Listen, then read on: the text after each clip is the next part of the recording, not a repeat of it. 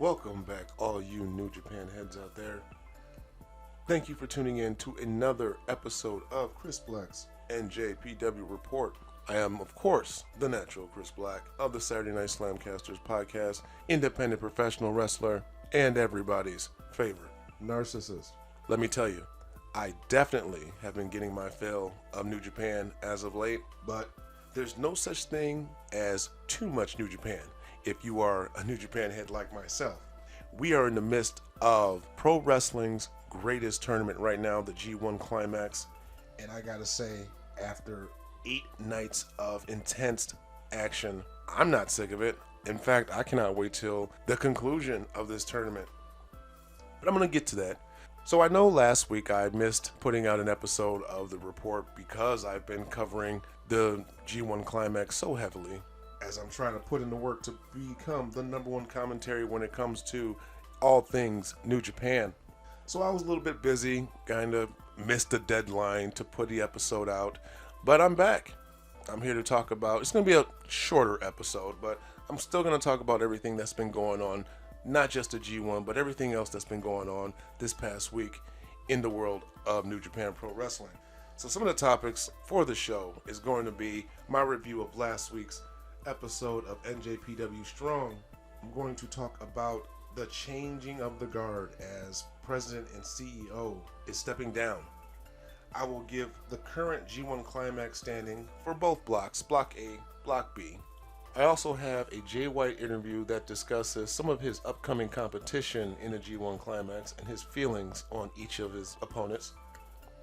And finally, we're going to round the show off with my preview of NJPW Strong for tonight.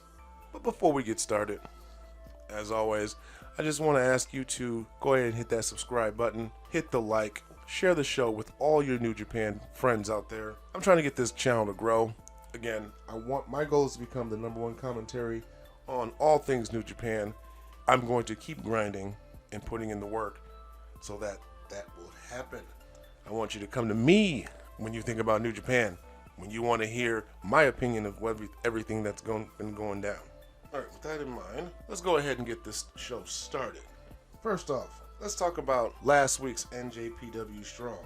We have the start of the Lions Break Crown tournament, where we are pitting 8 of the finest young athletes against each other in a battle to see who will reign supreme.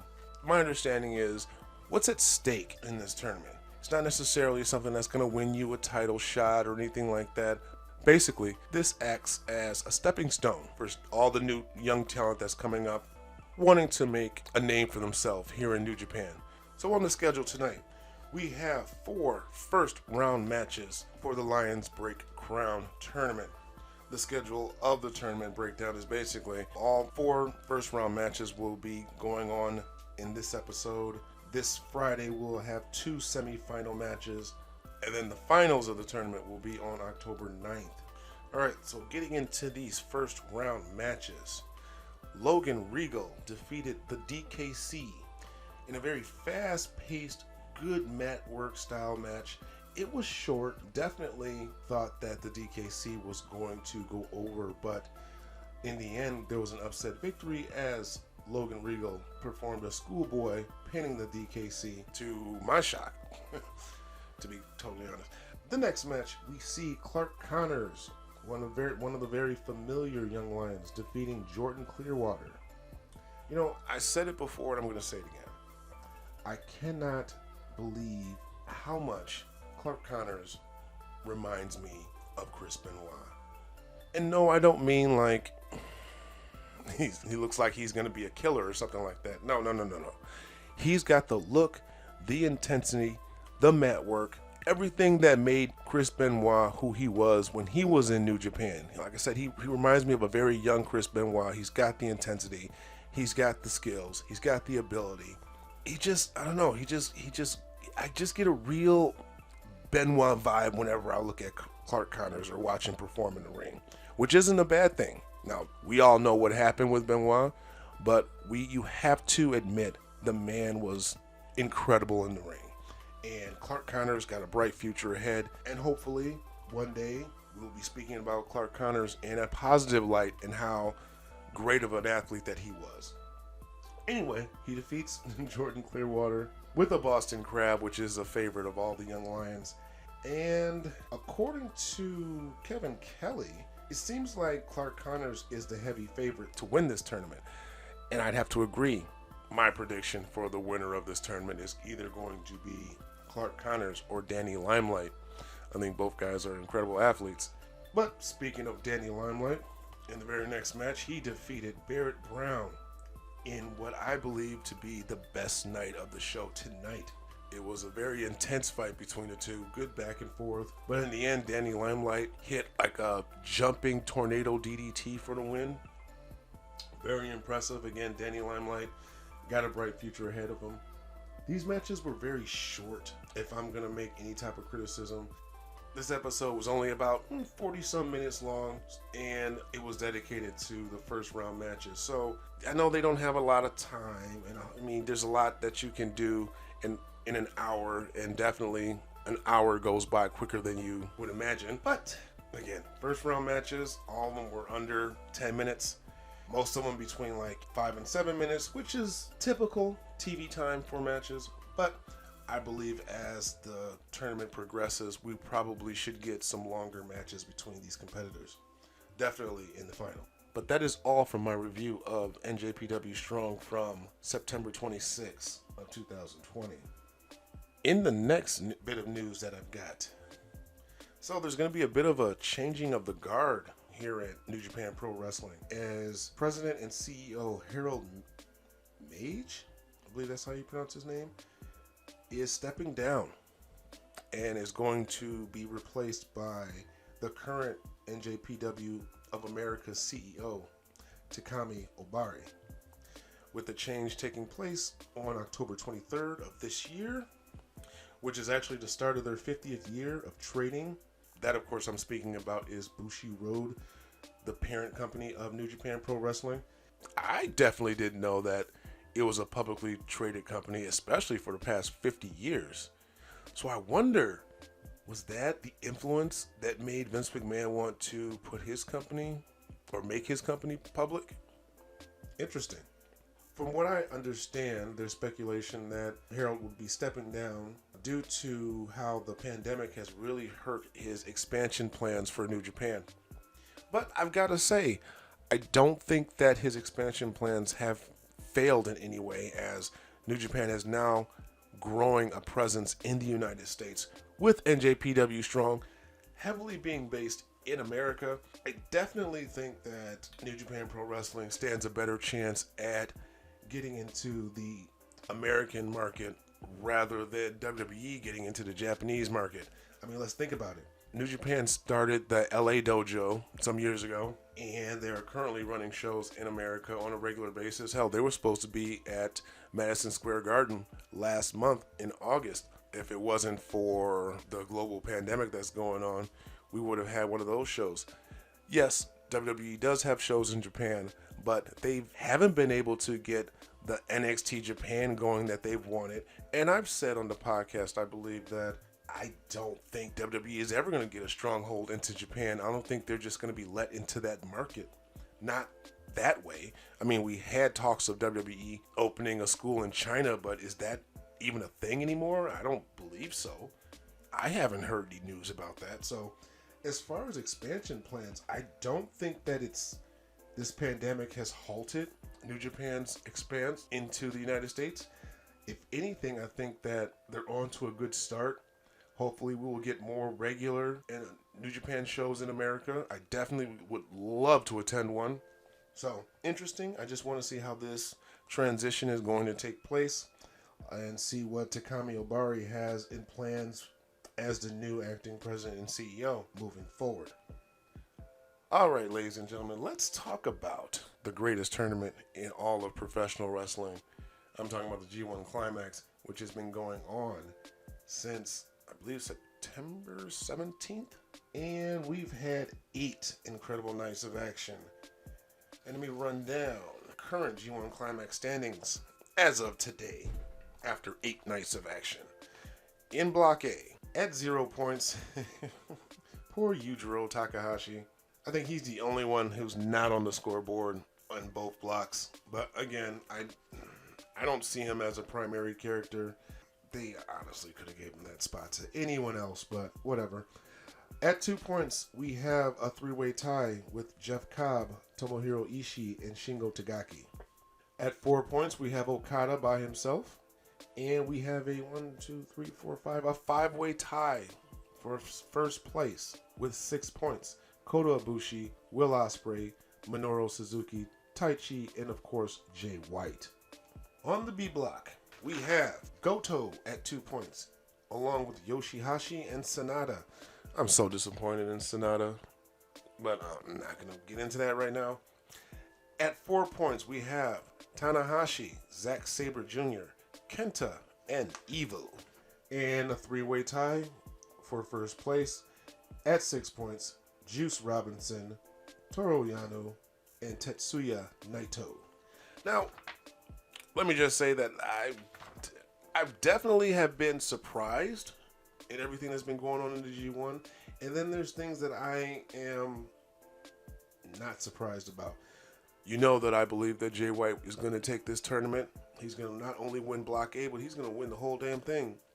So it's not surprising that he has 6 points. Okada is not doing as well as I thought he would, but perhaps the focus is not going to be on him as it has been lately, seeing as how the big story right now is Naito and his dealings against the Bullet Club. Let's see, who else? Jeff Cobb isn't really performing the way that I believe he should be in Block B. I'm really shocked that my boy Juice Robinson has been on a roll. Matter of fact, he was the first person to defeat Toru Yano, who went 3-0 in his first 3 matches, giving up that first loss to Juice Robinson. I have to say that the biggest disappointment has been Sanada. I cannot believe that he is only at 2 points, with his record being 1-3 with three losses back to back starting out. But I will say that his big win has been the champion, the double champion, Tetsuya Naito, in an awesome match. Other than that, I want Sanada to win the B block, but he really is going to have to be on the grind and get his points up in order to accomplish that. But only time will tell, and I'm definitely going to be watching this tournament as it unfolds, and I'm going to keep bringing you all my reviews of everything that's gone down. All right, next topic. So Jay White sat down and had an interview discussing some of his upcoming competition for the rest of the G1 Climax. So he goes over the next 5 opponents that he has coming up and some interesting little things to say about these guys. When asked about how he feels about his upcoming match this Monday with Jeff Cobb, Jay White says that he believes that Jeff Cobb kind of squanders all of his opportunities and he will fail in beating him in the tournament. He brings up how he's already lost to fellow Bullet Club member Kenta twice already, once in the J Cup finals and in an episode of NJPW Strong in the Fighting Spirit Unleashed, where he challenged Kenta for the right to challenge U.S. title briefcase and came up short. Of course, it wasn't a clean win, as we all know, but nevertheless, Jay White is very confident that he is going to defeat Jeff Cobb convincingly. When asked about Taichi, Jay White actually says that he likes Taichi. He really likes his style, and he's seen how him and Zack Sabre Jr. has been accomplishing a lot this year. However, the match between these two is going to be the same outcome as last year, as Jay White plans on taking Taichi out. When it comes to facing fellow Bullet Club member Yujiro Takahashi, Jay White says that it's going to be a friendly competition between the Bullet Club brothers. Friendly in quotation marks because they're all about competition and they're not going to hold anything back. And they're going to fight hard against each other. And eventually, Jay White believes that it's going to be a Bullet Club showdown for the finals of the G1 Climax tournament and possibly even Wrestle Kingdom 15 itself, which will be interesting. We'll see how that unfolds. When asked about taking on Minoru Suzuki, Jay White remembers how the last time they faced off was at the G1 2 years ago in 2018, the G1 Climax 28. However, he said it was a very different Jay White and Minoru Suzuki. And in the last 2 years, Jay White says he has grown and become better. However, Suzuki has gotten worse and is 2 years closer to death. Jesus Christ. Definitely ain't holding back, are you, Jay? And he promises to take more years off of his life in this match. Personally, I'm looking forward to this match because Suzuki is just a total badass. And we all know he's going to put a whooping on Jay White. However, Jay White will defeat Minoru Suzuki, in my opinion. Alright, the last opponent that he will be facing, Jay White is asked about his thoughts on Tomohiro Ishii. Now, Jay White, in answering the questions about Tomohiro and how he feels about facing one of the heavy hitters of the competition, he points out Kevin Kelly refers to him as the best defensive wrestler on the planet, and there's a reason for that. He's not just going to stand there and try to trade blows with Ishii. Once you take his striking ability away, he's not faster than Jay White. He's not stronger than Jay White.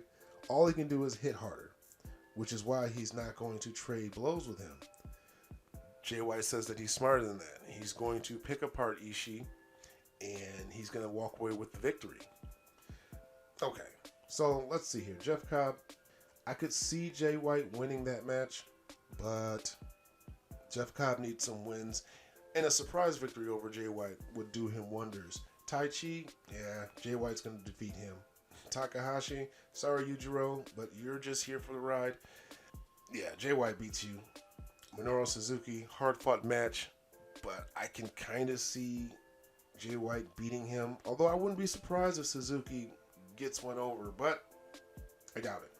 Tomohiro Ishii, as much as I like the guy, I'm going to have to side with Jay White. I think he's going to wrestle a much smarter match against Tomohiro Ishii. He's not going to fall for the whole a strike fest between the two. Yeah, so again, I totally expect Jay White to win this tournament, so he's going to have to rack up some wins against these guys. And shit, out of these 5 individuals, he'll at least win at least 3 more of these matches, at least. All right, let's get into my NJPW Strong preview for tonight, just to round things off for this show. So, tonight we will be seeing the semi-final matches between Logan Regal and Clark Connors, which should be an extremely great technical masterpiece. Again, I think Clark Connors is going to be going into the finals, and Logan Regal is more of a tag team specialist anyway, so I say the win goes to Clark Connors. In the next match, we have Danny Limelight versus Blake Christian. And like I said before, I have high hopes for Danny Limelight. I think he's definitely going to be someone who gets over after this tournament has concluded, even with or without a victory. So I think Danny Limelight is going to defeat Blake Christian, and I believe the finals will come down, as I predicted before, between Clark Connors and Danny Limelight. And I'd be satisfied if either one of those guys walks away the winner of the Young Lions Cup, or should I say the Lions Break crown. Also tonight, we will be treated with a tag match between Carl Fredericks and TJP taking on Flip Gordon and Brody King. This is going to be a very interesting match. You know, Carl Fredericks is one of my favorite Young Lion graduates. TJP, I've had mixed feelings about that guy, but TJP is an extremely talented athlete. Flip Gordon and Brody King. Brody's a beast, and I think he's going to manhandle Carl Fredericks and TJP. Flip Gordon, of course, amazing athlete. He had a great match against Jay White himself a couple weeks ago and fell short. I think they might give Flip Gordon and Brody King the win. I don't think a loss is going to hurt Carl Fredericks or TJP. However, I also wouldn't be really shocked if Carl Fredericks or TJP walks away with the victory. But only time will tell. All right, this next match, it's going to be an 8-man tag match. And this pretty much solidified to me that these episodes have been pre-taped, because we have, on one side, David Finlay, Jeff Cobb, Rocky Romero, and Mysterioso taking on Bullet Club members Jay White, Kenta, Chase Owens, and Hikuleo. Now, you didn't pick it up. That little laugh was because a lot of these guys are in the midst of the G1 Climax tournament right now. No way in hell they're flying back and forth from Japan to tape NJPW Strong.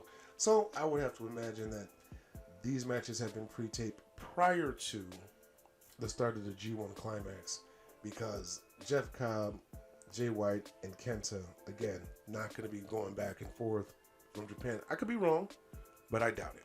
That's just normally how wrestling works. So we got 4 exciting matches for tonight. Looking forward to all 4 of them. And with that, that is all that I have for today. Again, I thought this was going to be a shorter show, but you know, I run my mouth when I talk about New Japan. I always have a lot to say. So let's go on and close this show out. I want to thank you guys for tuning in again to another episode of The Report. I appreciate every single view that I do get as I'm trying to slowly grow this channel. Again, my goal is to become the #1 commentary for all things New Japan, and I need your guys' help for me to do that. So with that in mind, please be sure to subscribe to my channel, as I will be putting out all of my reviews for the G1 Climax. I already have currently available nights 1 through 6 of the G1 Climax tournament. Definitely will be putting up nights 7 and 8 as soon as possible, as the action returns on October 5th. If you get a chance, why don't you go ahead and swing over to the Saturday Night SlamCasters YouTube channel as well.